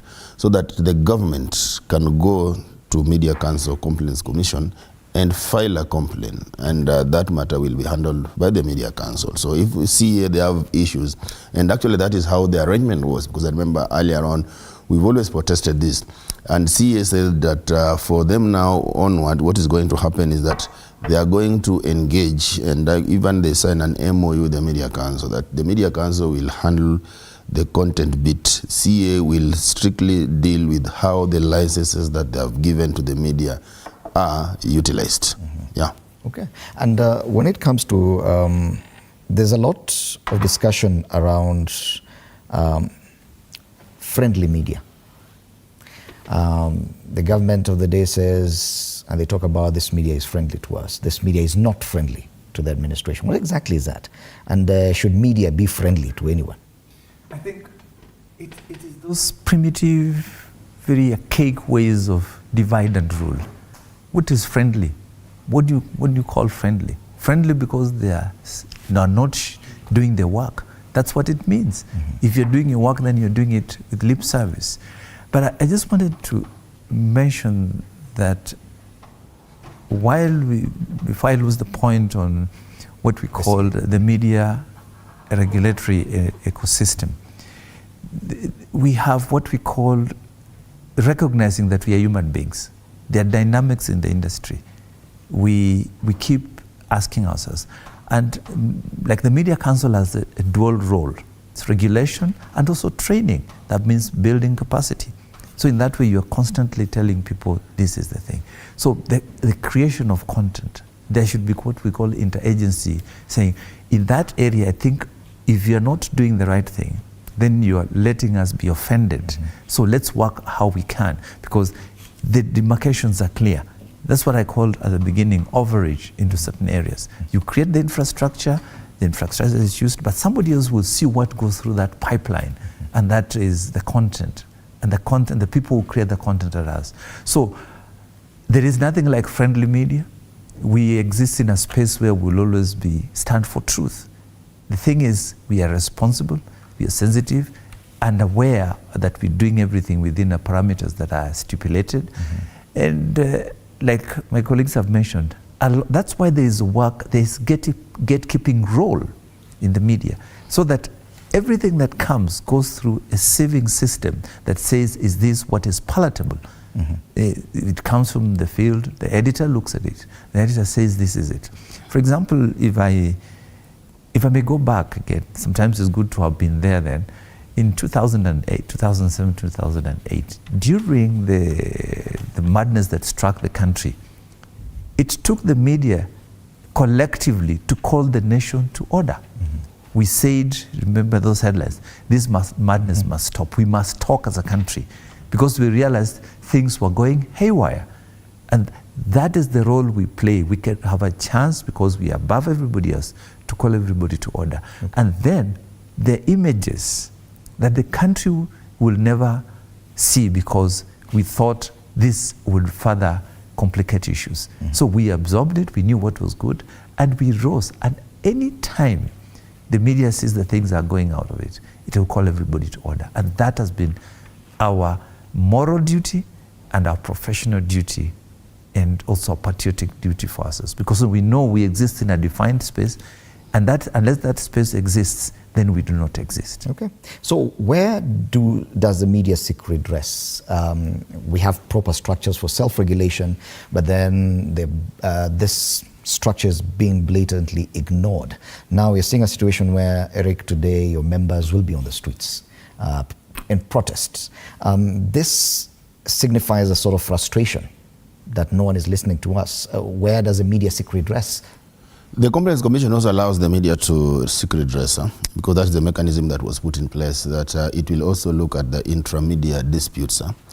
And like I said, that the frustrations we are having, this Complaints Commission is not functional. We've just completed the process of recruiting members of the Complaints Commission. And 7 of them were recruited, and the names sent to the CS were Owalo then, before he left the office. And to our surprise, he gazetted 5 out of the 7. So that means that we still need to make that, the reason why you are saying that, gazette all the commissioners so that this media complaints commission can work. At the moment, there is nowhere to send the complaints to, because the commission is not functional. So we need to just to see what the constitution had actually contemplated, that these bodies should be in place so that they are able to address these disputes, intramedia disputes, government versus the media, or the media versus the government, or public versus the media, so that these matters can be resolved by the Media Complaints Commission. Yeah. Now that we've resorted to go to the streets, what next, Bwana Mwirore? Because the same government is not happy with the media. Going to the streets is an act of putting out the point in the most visible way the media can. Because as you ask, where does the media seek redress? Other places also where the media can seek redress and get support from media organizations, including the Media Council. It has been helping journalists who have been hurt, injured, to report to the police stations, try to get the police officers arrested and be brought to book when they've committed criminal offenses. However, the same government and even the police who you are accusing are not willing to investigate themselves. That's why you saw Macharia Gaitho go to IPOA. At least IPOA is for everybody, not just for the media. Hopefully that if the policemen who harassed him can be identified, they can be sued by IPOA and justice can be sought. Usually it's a long shot, because the body politic of the government is not in that direction. Police will also not support. It's usually a very difficult situation. And it's in many countries, journalists suffer that kind of thing. It's like you've come to a time where police say, you've been doing this to us, you prosecute. We see how far you'll go. It happens. So today then is the day to bring out that point in the strongest way possible. It's not the first time it's happening. It has happened before. There was something called the media bill that was going, there was one in Moi time, another one in Kibaki time, that was going to put small clauses that gag the media badly. And you still remember the picture of media with sellotape and pen on there. You can never forget that. And it will be covered worldwide, that there is gagging going on here, there is harassment of media. Kenya has been, we've been saying we are placed up here in media freedom, but we are seeing our girl getting shot directly in Nakuru. Many journalists have been beaten quietly. Some have even gone to hospital without talking, with tear gas wounds. The harassment has gone to a terrible level, and now a very senior journalist is being arrested inside a police station. That was shocking. First I saw it on BBC before I saw it on local media. It's big to arrest such a guy. You remember once a CNN guy was just barred from entering somewhere, Trump first term, and it became the story of the day, just being barring a journalist from entering somewhere in America. And now our journalist here is being bundled into a pro box in view of everybody. It's very sad. It's very sad. Media will tell you that's very sad. It's a bad precedent. It emboldens police to return to where we were. Yeah. But members of the public looking at the media will say, but you own these channels. You can talk about your issues on the same media. Why go to the streets? Just to try and explain to the media why it is important for the media to go into the streets. I think two things that stand out. You asked a very important question. Where does the media seek redress? One, our solidarity is our own self-evident. enforcing mechanism, speaking out, a guaranteed constitutional thing. So the ultimate refuge for media is in the Constitution. And that Constitution, because it lays the ground for each one of us where we play. And it allows us to speak in solidarity with one voice. Visibility, sometimes from the comfort of our newsrooms, we may not, nobody knows exactly where we are going through as individuals. But by coming out, that is itself seeking redress, putting our case before what we call a public court, telling we too have their own things. We come together. And the other form of redress is like what happened yesterday. If we said, let's give them a blackout. The same people who are condemning us were asking for our presence. So little actions that are within ourselves, but the ultimate refuge is for us the Constitution, because that's where we, through the Constitution, we can seek redress through the courts, and the court as the ultimate arbiter in any constitutional conflict is where we run to. But most importantly, it is our moral, professional duty. That is our best safeguard, doing what is right and what we are set up to do. Okay. There are those who argue that the media set itself up for failure purely because of commercial interests, and that most of the money was coming from government. And when sometime early this year, the government decided we will no longer advertise through any other media apart from this particular one. That in itself left the media in a very bad corner, in a very bad space, unable to pay journalists, unable to sustain itself, and that has caused a lot of bad behavior within the media. Do you agree with that assertion, Eric? This is how I look at it. Number one, the media, actually they have proven that they can still survive without getting the government business.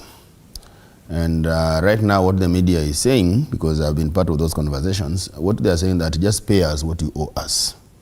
Thereafter, we are developing different business models that will ensure sustainability and the media continue operating. So the media losing government business actually is into disadvantage of the government. And right now the government is in a tight corner. The government has locked itself in a tight corner that it can't move, because it's ran away from formally and a controlled system where there's credibility, where there is a professional way of doing things, which is in the name of a legacy media. And they went to a space which they have got no direct control. So that is why you saw the president saying that I also followed them in X, they ran away, because that is a free space. There's no way you can hold anybody to account in that free space, which is also a very important space. So the government has found itself that it is unable to communicate, and even the president admitted that maybe his communication team has failed him, because they ran away from the legacy media hoping that they are punishing the media. Yet they are punishing themselves, they are shooting themselves in the foot. So right now they have found themselves in a place whereby they have got no control over what is going on. That's why even you see their initiatives to have these national conversations can't take off. Where are they going to have them? Because they ran from a formal and well-structured system in the name of a legacy media, and demonized it to the extent that they even wanted it to die. So right now they're in a dilemma, and that's why they'll continue announcing that we are going to have this national dialogue, national conversation. But where are they going to have it? But having said that, I think as the media we are also responsible. And I think later today we'll be announcing a few steps that will help the country get itself out of this crisis. As much as in the morning we are going to protest, to tell the whole country and the whole world that this is some of the challenges that are making it difficult for us to operate as the media and as the fourth estate. Thereafter, however, we still believe that we can get ourselves out of this crisis. And conversations are still going on even this morning. Once we've affirmed after one or two things, again we'll be announcing on the way forward on how the media will now help the government that is in a tight corner and get it out of that corner and put it somewhere where we can have this conversation with the members of the public, other leaders, so that we see how we can forge together as a country. Yet that kind of relationship, many people would have thought would have been improved, given the fact that over recent years we've seen a lot of journalists transition into government. Even the State House spokesperson was once is a renowned journalist. Key ministries, we have former journalists running the communication departments. Where is the disconnect? These are the same journalists we're talking about. How come now once they transition to that side, then enmity is created? There is such a thing as central command, and the government has always tried to have that in government communication. That's why you see government many times has a spokesperson. That same spokesperson in some earlier time used to speak for government, what government wants to communicate to the people. Transiting many people from media to government can be a good blessing, but it can also be a very disjointed venture. Media Council issued a statement yesterday, but one. Was it yesterday, asking where the disconnect is between government and media? And one of the things identified is this very same thing we are saying. So many voices of communication from everywhere on the government side without speaking in one voice. There's a lot of disjointed complaining, communication. You can see a minister is attempting to say this. We even have to attempt to verify, is that fake or is it real? Because there is no central point of command. During the last government, the minister then attempted to do that. He indeed formed the one that was led by David McCarley, a task force, to try to centralize government communication so that all government speaks with one voice. That one is lacking in a big way. And it's now left to politicians to complain, ministers to complain, media people in those departments to complain, rather than thinking, how can we do this in harmony? It works very well sometimes. I was reading the other day the model of America, despite their disjointed politics. White House speaks in one voice. And there are so many things that happen there. In the run-up to Biden conceding, there has been a lot happening. But there is one lady who heads the media there. She speaks, and you think you are feeling how the Biden administration is feeling. And she speaks to both friendly media. America has what you are saying, friendly media and hostile media to each government. Fox supports Trump, CNN hates Trump. But the White House speaks in one voice. When she calls a press conference, that's what the voice of White House is. You won't hear her speak here, and then the president goes to speak in another town, contradicting that. They speak in one voice. We have disjointed voices. Yes, they say once a journalist, all is one. Yes. What's happening once they transition to government? They've never stopped being journalists. They're just operating in strange territory where, like Mina said, the structure, we lack the structure. And they've never stopped being journalists. They're only trying to understand an ecosystem. First of all, the transitioning to government was not structured. It was based on very, very personalized thing. So unless you create a system, if you're going to be a government, what are the issues that you're going to address? And how are you going to address them? That is totally the discordance in the transition, and each one of them create little fiefdoms. In those fiefdoms, what comes out, there is no uniformed messages. Then the bad manners of our politicians. They expect people to go and serve their personal interests and gloss over issues. There is one fact that you can never, either in government or in private media, that facts will always remain facts. How you communicate those facts may be different, but you never put facts on their heads. So with that basic recognition that facts have to be channeled in a manner that is understandable, because understanding, the messages must be clear. The messages must be constructed and it must be consistent. That is what is lacking. But they will never stop being journalists. And there is no personal issue here. They are our colleagues, we are all colleagues, and we'll still work, but they have to find a system that takes them there. Actually, in addition to that, I think there are some things that also we've had. One, somebody will tell you that these people in the positions, and especially in the government, those in authorities, they'll advise you how to advise them. That's a major problem, because you are there as you are there as their communication advisor, or on how they are supposed to handle government communication, but they will want you to, they will advise you how they will want you to advise them. So that is number one. Then number two, there's something called strategic communications, which is different from journalism.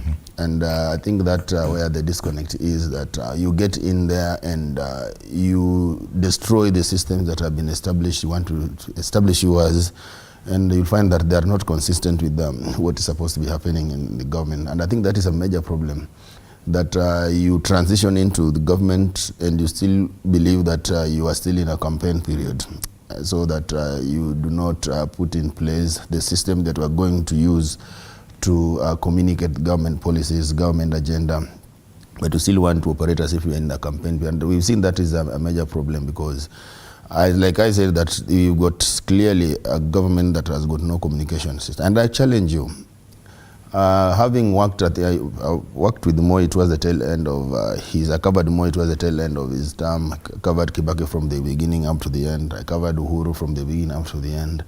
And many a times you'll see how those communication systems are working. When there is for example, there is a presidential function. At the end of it, there are 3 documents that will be sent. They'll send you an official speech that was read by the president.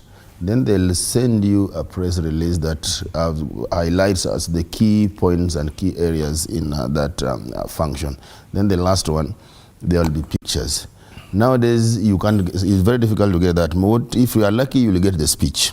No press release. Sometimes even the pictures, you'll have to ask for them, that the president had these functions. Where are the pictures? So that means that there's no clear communication system. I'll give you, for example, for the paper I used to work for. The president is in Riyadh for an investment conference, and we wanted to put the picture of Ruto on page 1. That picture is not there. And you'll see that the previous regimes, whenever the president will travel with the communication team, and immediately the function is over, they'll send you that speech, they'll send you that press release, they'll send you the picture. Nowadays, sometimes they go and dump them somewhere in WhatsApp groups, which to me, I think there's a problem, because there have to be clear communication systems that once the functions, you send them to newsrooms, or you put them in your website where people will access them. But that is not happening. So that tells you that the system that they're using is not functional. So they need to craft that and have what I was saying, we're putting in mind communication strategy, and was putting in mind strategic communication. What is it that you want to tell the public? What exactly do you want to achieve from it? And how are you going to tell it? Because you can't, and how are you going to get these people? Because you can't imagine that everybody is in WhatsApp. So if there are some people in WhatsApp, put it there. If some people want to access this information in website, if the people who want to put it to access through the traditional system like me, put it there for me to get it, so that you're able to serve the diverse population that we have. There are those who are digital, there are those who are analog like me. So you have to put everybody in mind. Don't just put it that putting it there, everybody is supposed to be online. No, serve every section of the society. And that is how strategic communication is supposed to work. But there seems, Bwana Murure, to be a lot of mistrust between the government and the media especially, that when communication and public communication is a public good, there's nothing much to hide there. But it would appear that whenever there's communication between the government and the media, there's an issue of trust there. Why is that? You can start a job with a premeditated notion that this media is against me. This media has been against me through the campaign. And now I'm sure they are still against me. Forgetting that after the juncture of transition of campaign to administration now, that's a new relationship. You can even see the body language of the media changes immediately. Office starts. After the swearing in, media coverage changes. Now this is the president. And media knows how they've always covered the president. As Eric was just explaining, in previous regimes, there used to be a lot of trust, or not even the word trust, working relationship between media, state media or state communication and editors. These days we don't even, to an extent where we used to have that, what he's talking of used to be called embargoed. If the president is going to speak at midnight in Mombasa, I already have the speech by 4. Everybody has it, and I will not leak anything. And it's not in the WhatsApp groups. although social media then was not as vibrant as this. When he's going to speak at UNGA once, I remember Uhuru going to speak at UNGA, United Nations. We had a speech a whole day ahead so that you have time to analyze, see what's coming up. If you have any questions, you call Manoa. The communication boss is clear. Every editor has his number. I can call him when he's in US or when he's in London, and he'll pick my call, and you can even pick out things for him in that speech, and he will advise every editor, drop this. Good harmony, a working relationship. That is not there now. There is suspicion. Yes, actually, they carried over campaign mode into administration. So if they hated you during campaign, they continue not trusting you during administration. Yet media is ready to move now along with what the administration is doing, but there is no one to communicate to.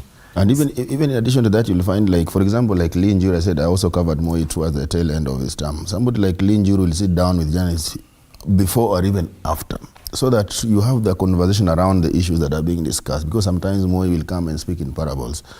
But after that, Lee Njuru will tell you this is what Muze was talking about. Okay. So that there is no, they wouldn't accuse anybody of misquoting Moi or misrepresenting facts. Okay. But that doesn't happen at the moment. Okay. Let's take a break right now. We'll come back to look at even the conduct of individual journalists when it comes to opinion and social media. You're watching Morning Cafe.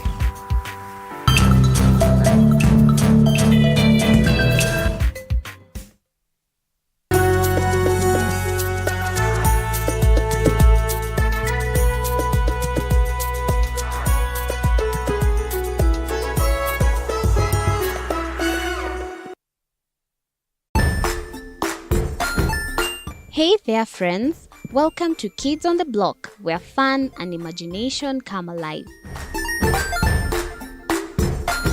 We dive into magical world filled with exciting adventures and awesome friends. What position were you in? I was number 2. What position were you? Number 1. He decided to cross the bridge by his house and look for food on the other side. We're going to do half cup of chocolate chips, and the other one, we're going to do half cup of the blueberries. So, grab your imagination hats and get ready to explore with us. Join us every Saturday at 9 a.m. for new friends, amazing stories, and tons of laughter.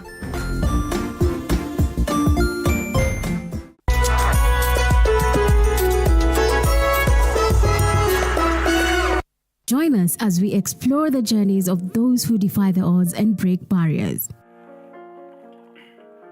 We dive deep into the stories of triumph. Sometimes when parenting a child with a special need or whatever disability. Welcome back. You're still watching Morning Cafe on TV 47 with me, Fred Indimuli. I'm in studio with senior journalists, Maina Mururi, who's a former chairperson, Media Council of Kenya, Eric Oduor, who's a Secretary General, Kenya Union of Journalists, and Ken Busire from the Kenya Editors Guild. Busire, I want you to give you an opportunity to talk about the disconnect and how it inputs into the kind of crisis we're facing now. Yes, thank you. One of the things I'll sum it up as one thing. Broken systems. The broken systems, it comes in terms of infrastructure. Where do you put the information? How do you frame it? And do you want the information to go to? To the broken system is that we've had a long-standing relationships, a working relationship. We are not looking for personal relations. So I think a lot of people in power today are looking for personal relations. And that is not the way we work. If you begin to label this person, and then part of that broken system comes from what we call, I think largely what we're calling hangovers from the campaign period. Certain media positions, which is their constitutional right. It's not the media institution, but individuals within a media ecosystem pronounce their political affiliations. So that hangovers come through. And that takes me back to what we are calling, who owns the media in Kenya? They are the same people who operate in the political space. They find themselves in statecraft, and they find themselves in the business of media. So the conflict, some of them that boil over from their personal spaces elsewhere, try and find ventilation within the media space. But where does that leave the journalist, who does not even own the media space? That's exactly the point we are saying. We must speak out. The journalists must remain above the fray. And the ethical underpinnings, the ethical leanings, the professional thing, we must sift through this nonsense, call it for lack of a better word, and remain above. That's where we are the fourth estate. We rise above all these other interests that always clash. We call, like now the conversation that is ongoing, it's time for us to call everybody, those ill-mannered constituencies, to order. And this is our duty. And this is where the journalists, whether they want to suck us into these things, they will not succeed through what they call in personal relations. I employ you. And we find internally, the journalist today has also suffers, besides the external issues, we're also suffering internal issues. Like, if you're not paid for several months, how are you going to operate? So those conversations have been ongoing, and we are addressing to the same constituencies. So the journalists must constantly keep fighting for their space, for their welfare, to remain a journalist, to survive and keep doing what we have to do every day. Okay, and if we may follow that same thread, there's the issue of opinion, and it's provided for in Article 34 on the freedom of the media. Section 2B says, because it says, the state shall not be penalize any person for any opinion or view or the content of any broadcast, publication or dissemination. There seems to be a lack of understanding and comprehension on the space or the role that opinion plays in journalism as well. People like the senior editor Macharia Gaitho writes columns where he gives his own opinion on matters. I've seen instances where when journalists go into social media and they appear to give their own opinion of something, the public, the general public, is quick to criticize them, and they're told, well, you're a journalist, you're not supposed to be doing this. Where does opinion come in? Yeah, there are two things how to look at it. First of all, you read Article 34 together with Article 33 of the Constitution. That is freedom of expression. So when you are writing an opinion, you've got the right to express your opinion. And also, of course, now the limits are there under Article 33 of the Constitution, the things that you're now supposed to do when you're expressing your opinion. Then number two, different media houses have got different editorial policies where they stipulate how you are supposed to carry out yourself as an individual while you are on social media. So there are some media houses that strictly prohibit their journalists from making opinion on social media.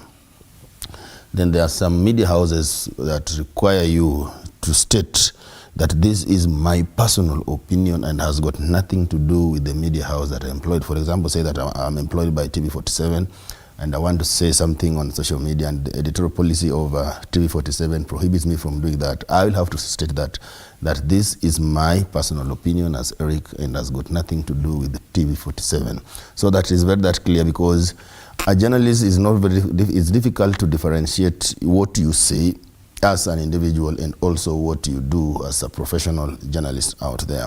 So that is the reason why you are supposed to be very careful, even if you want to express your personal opinion, because there's no way somebody will differentiate what you say as an individual and what you say as a practicing journalist. So journalists are usually encouraged that even if you want to do that, be cognizant of the fact that that is also going to injure your reputation, especially if you want to take sides. For example, let's say we are in a campaign and you want to make a comment about one political formation. And if you do that, just know that actually that is going to injure your brand, because journalists survive on very strong brands.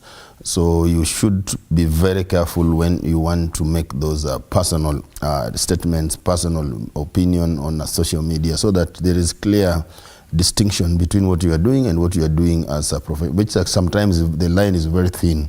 Because somebody says, but this is Freddie of TV47. Freddie was just expressing his personal opinion. So those are the things that journalists are supposed to be very wary of when they are working in the social media space, because it can injure your brand, or it can put in sometimes in problem, because sometimes you can be sued and somebody will be suing, you know, saying that this person is suing journalist. But when you are making that making that statement, you are making as an individual, as a Kenyan or a citizen out there. So somebody will want to sue you as a journalist. So it's very important that you steer, you stick to the editorial policies of your media house that can always guide you. Yeah. The other issue is the welfare of journalists, Bwana Mwiruri. We are practicing at a time when media houses, for some reason or the other, are financially constrained. We have colleagues in some media houses that have gone for months without pay. And how do they survive? Issues like instances of brown envelope journalism do occur, where people know already, I know you're suffering, and I can help you in this way or the other. That has really affected the profession. Going forward, do you see this getting better, this situation getting better? First, it's a very sad state of affairs, remuneration, because you cannot work without money. And I'm happy the person who handles that officially is KUJ, and they've done a great job. I used to be KUJ treasurer over 15 years ago. Ours was so easy. Media houses had money. We used to walk into media houses and agree, and we sign, and journalists are paid. This guy, I'm sure, is suffering. He walks into a media house and finds they've not been paid for 7 months. It's a sad state of affairs. However, I look at it very broadly. It is not solely to be blamed on media houses. However, they cannot escape the responsibility because they have a contract of employer and employee. Media is suffering globally, and Africa is the worst hit. Digital disruption has come in with so many ramifications, and media houses are suffering. They are losing revenue, and they are losing revenue even in other ways. You can hear, like here, government is refusing to pay debt owed for over 2-3 years. Apart from failing to pay debt, government is failing to allocating advertising contracts very selectively, taking away a big chunk of media earnings. Private corporates are discovering it's cheaper to advertise digitally. So media houses are suffering in ways we never anticipated. And so journalists are very, very constrained when they are not paid. I never worked. The ones we went without a salary sometimes was just 15 days. And those were a few occasions. So do we see a way out for this? The way out for this is to reinvent. My best example is New York Times. New York Times is now paperless. They discarded the newspaper. They've gone 100% digital. They are making as much money as they used to make when they were having a paper. We are even now buying, if you have $1 now, you can buy the entire sports page, all the sports for New York Times. They are selling worldwide digitally. Okay, Africa, we are not well infrastructured to reach there, but we are trying. But the ones who are trying are the big ones. The small ones are continuing to suffer more, because even that investment in digital is expensive. It's not cheap. You have to invest heavily, both in staff, in new innovations we've never had, in self-advertising. It's a very heavy investment. So in the meantime, what you continue to see are not just lack of salaries, retrenchments. Even in the big ones, they are retrenching. As an editor, I never dreamt I could be retrenched. Now they are firing big people. That's a bad sign. Everywhere they are retrenching, they are going without pay. So the future does not look very good. Yeah. The hope lies in innovating in different ways to survive. Yet innovation is not necessarily upon the journalists. It's probably on the media owners. But how do we sustain journalism with the ethics that we're supposed to follow in such a situation where there's a lot of frustration commercially, even socially? You find yourself as a journalist coming under attack from different areas, like we are under attack right now. Yet even surviving is a problem. Yeah. How do you sustain the profession? Thanks. Before I just mention, I just want to weigh in on something that you mentioned that is very close to my heart about opinion. You know, there are two shades of opinion. There's opinion that is within a structured system. That is controlled, nobody gags you, guided by the policy. And it's clearly marked opinion. There are opinion pages and what you express there. And it's given you as a byline, tagged to you. But there is also opinion that which you can express beyond your confines of work. Even those ones, there are guidelines that also govern how you conduct yourself, because you can never extricate, like Eric said, you can't extricate yourself from the place you work for. Then coming to that, how do we survive? There is something that almost a cliche, thinking out of the box. How do we, for example, begin to regain the trust? In the last few weeks, what has come out that will bring back the trust, because there's also what we call broken trust. Are we giving the people the content? Because we are now talking about it's audience first. What do I need? And what I need, how do you serve it to me? At what time? So that's where we have to align. We can't just sit and say this is good for the public. We have to invest more in targeted audiences and being flexible and following them and having a conversation, because the audience will tell you, I want my news at 10 a.m., not the way you've always traditionally said you give me at 7. So that is the flexibility, the innovativeness that is needed. But most importantly, you can never go wrong with content that is good. And begin to train a journalist who is an entrepreneur. Life does not end the time you don't stop being a journalist because you've left in the newsroom. You can still be. It's a definition of entrepreneurial. Being an entrepreneur, probably that's the tricky bit, because you become a businessman. Not businessman. You can still sell content. You're not going to sell sweets on you as a journalist. You can still find creating what we call, we are moving consistent to what we call niche content, niche journalism. There are people out there who are looking for information on agriculture. Can you specialize and give me so that people can come and get your platform?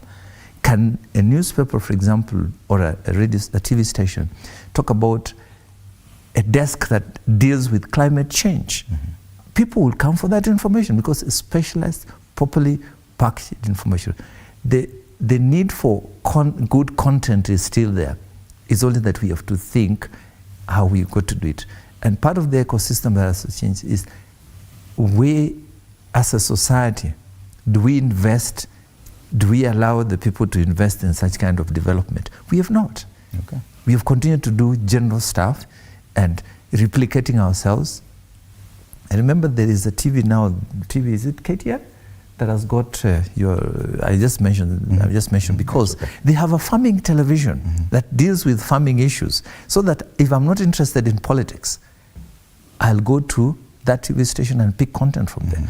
You have what we call art and culture on your TV stations. There are people who are aligned to that content and they will come to you.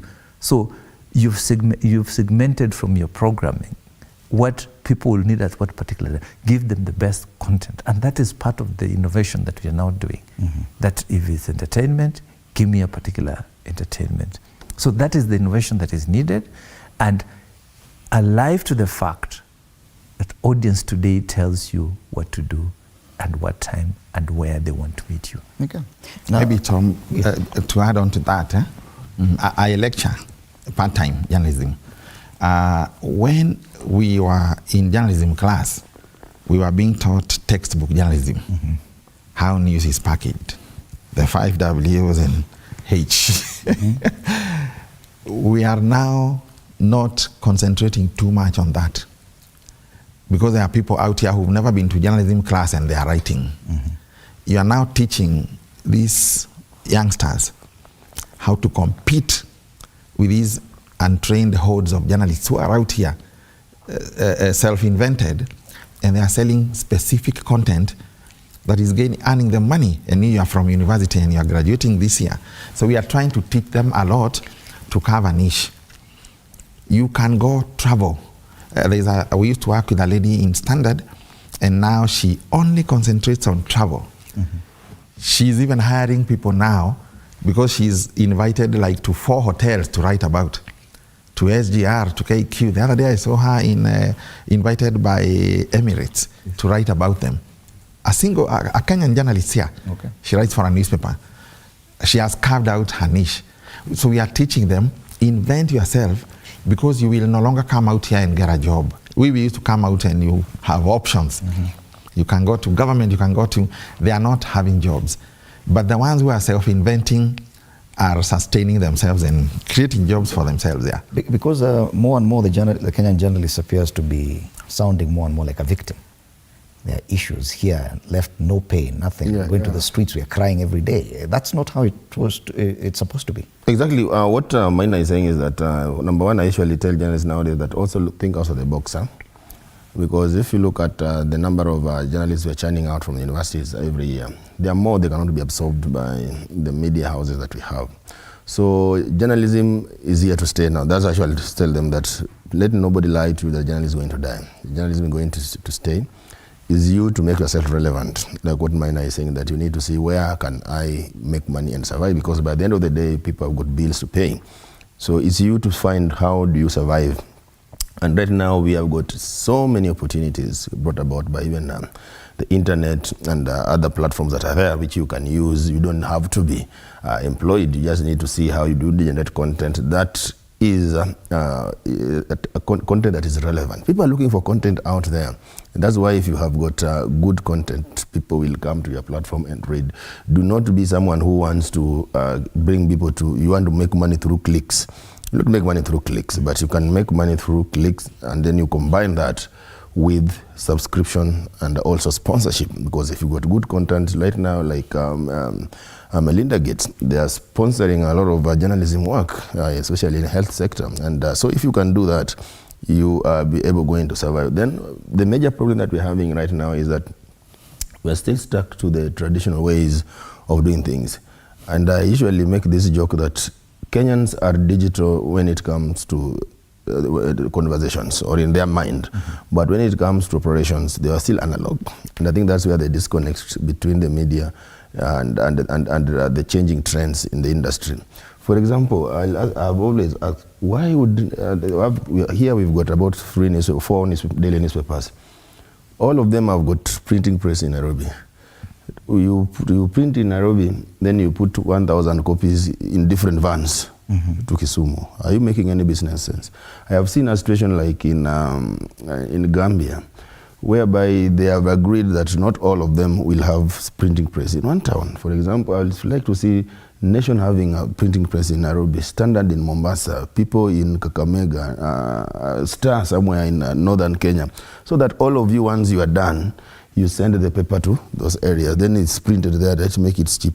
Why can't we also, even for broadcast, why can't we start thinking about joint production? Why would you send 20 OB vans to Bungoma because we are having Madaraka Day celebrations in Bungoma? You're putting everything. So we have to start thinking how well can we manage costs instead of sucking journalists, because we've seen layoff only being the only mechanism that is being used, or the only tool media houses are using to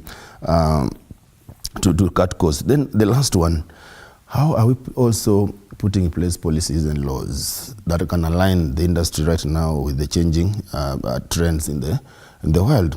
Because we are still operating with old laws. The last time we looked at the media law, that was in 2013. Now 11 years. Yet we are in an industry that is changing very fast. If you look at the policies that we are using old policies. And how are these policies going to help us, even in terms of how do we get revenue from these social media giants? Because if you look at what is happening in other countries, in Australia, Canada, US, Europe, these social media giants are being taxed. And they're also, this money, also part of it is going direct to the media so that they can support content generation. So we also need to think how fast can we move in terms of coming with the policies, in terms of coming with the laws that help the industry to grow.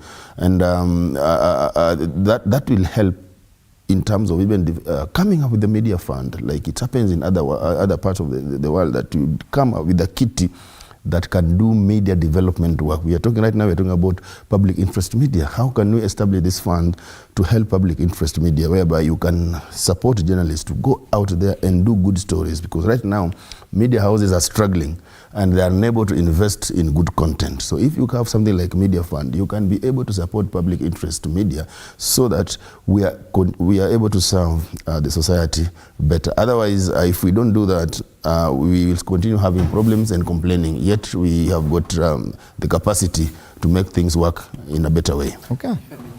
Yes, as you make your final comments, because we are time. Yeah, it's also important to look at two things that have to operate. Realities. No more scoops that died. We've transitioned to an era of partnership, an era of being more innovative. 3 keywords: no more scoops, partnerships, innovation, and knowing the shift has changed. Audience first. That is good, and that speaks to niche content. Okay. That is good to make us survive. So as we come to the end of our discussion, today we are on the streets.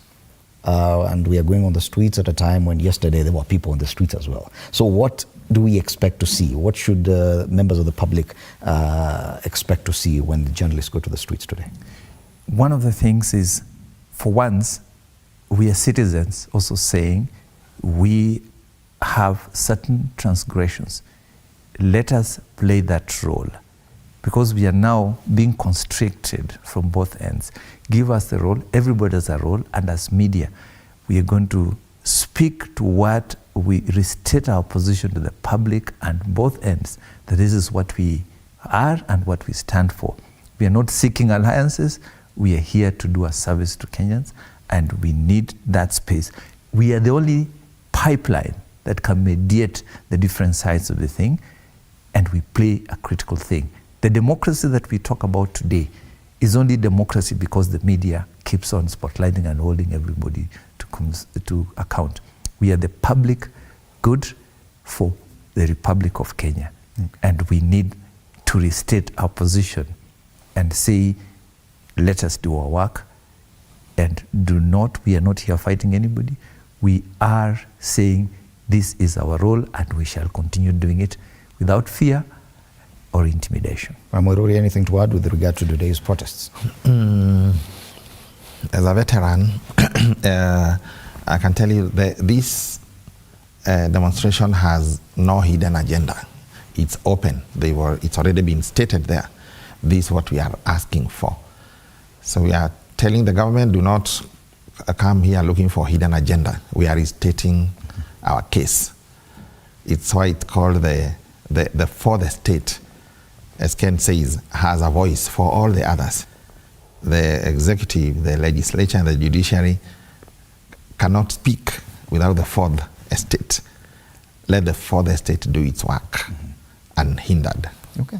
One more question as your final comment. We've seen even in Parliament, there are now restrictions about access to some members of the fourth estate and coverage of parliamentary proceedings going forward. Have you addressed that issue?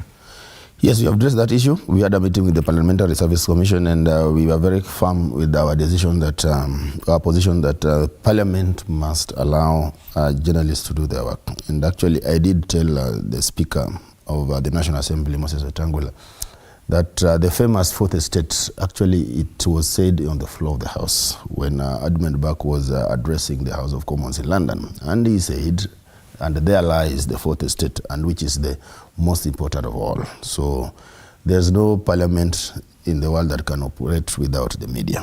And I think our position was very clear on that. And they have promised that they'll open press gallery for the media to access the press gallery, because we understand that the former speaker actually during his leadership, they had banned the journalists from accessing press gallery. They said that once everything comes back to normal, they'll open press galleries so journalists can operate inside Parliament and in the chamber so that they can have first-hand experience of what is going out there other than following the proceedings of Parliament from Media Center. So I think the conversations are going around there to make Parliament accessible to members of the fourth estate.